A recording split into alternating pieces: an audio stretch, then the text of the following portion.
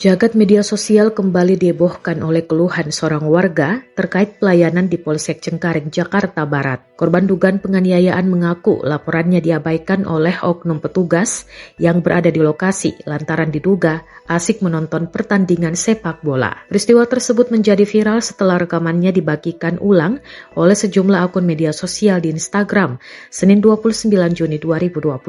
Berdasarkan informasi yang dihimpun, korban mendatangi Polsek Cengkareng untuk membuat laporan polisi sekaligus meminta pendampingan. Korban mengaku tetap mengalami penganiayaan dari mantan suaminya meskipun keduanya telah resmi bercerai. Namun, alih-alih mendapatkan penanganan cepat, korban justru harus menunggu lama tanpa ada tindak lanjut yang jelas. Korban menyebut para oknum petugas yang berjaga saat itu lebih memilih fokus menyaksikan siaran pertandingan sepak bola. Menanggapi kegaduhan dan sorotan tajam dari netizen, pihak kepolisian langsung bergerak cepat. Akun resmi Bid Propam Polda Metro Jaya terpantau langsung meninggalkan komentar pada unggahan viral tersebut. Dalam pernyataannya, Bid Propam menegaskan akan segera turun tangan dan menindaklanjuti dugaan pelanggaran prosedur oleh oknum anggota Polsek Cengkareng tersebut.